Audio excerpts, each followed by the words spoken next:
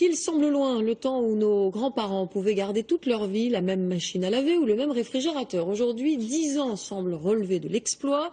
Nous nous sommes demandé si les fabricants ne feraient pas en sorte, dès la fabrication, de limiter la durée de ces objets.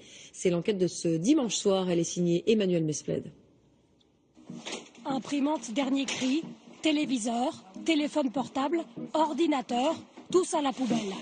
Quand les appareils tombent en panne, la majorité des Français les jettent pour les remplacer par d'autres neufs.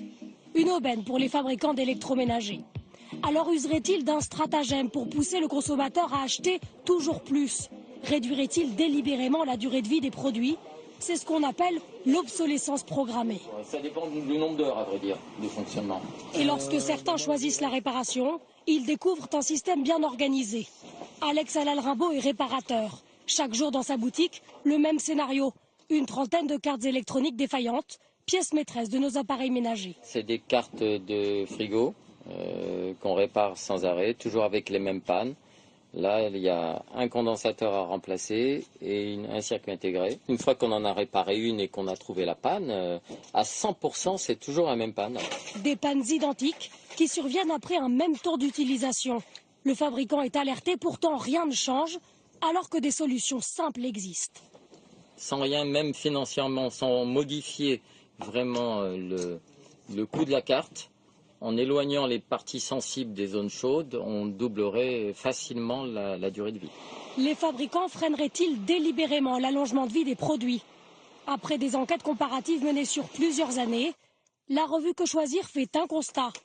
Malgré le progrès technique, les appareils ne tiennent pas plus longtemps. Tant qu'on n'a pas la preuve, tant qu'on n'a pas les documents qui pourraient prouver que, sur tel ou tel produit, un fabricant s'est rendu coupable, entre guillemets, d'obsolescence programmée, il est très très difficile de le prouver. Nous avons donc voulu poser la question de l'évolution technique aux fabricants.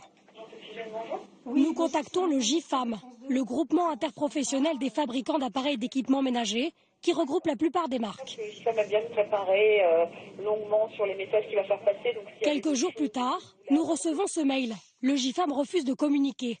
Et dans les termes employés, tout semble indiquer que le sujet est sensible. Il est délicat de développer un discours transverse sur l'innovation sans heurter certains de leurs adhérents. Alors certains décident de s'organiser pour contrer cette durée de vie limitée imposée, comme ici en région parisienne. Le temps d'une journée dans ce gymnase, des particuliers apportent leurs appareils en panne pour les faire réparer par des professionnels gratuitement. Cela s'appelle un repair café. Le concept vient des Pays-Bas. Et quels sont les symptômes? Elle ne fait plus de vapeur. Elle ne fait plus de vapeur. J'ai payé assez cher quand même, ces choses-là, c'est cher. Hein. Alors je suis vraiment déçue quand même. Ça fait combien de temps que vous l'avez? 3 ans à peu près. Des vis normales et une vis pas normale. Là encore, les réparateurs ont du mal à s'y prendre comme ils le voudraient. On se débrouille pour que les gens ne puissent pas le démonter. Donc à chaque fois, il faut que nous, on fabrique des tournevis avec l'empreinte qui va bien. La réparation rendue volontairement compliquée est elle aussi une forme d'obsolescence programmée. Une pratique qui préoccupe de plus en plus de Français et pourrait même être punie.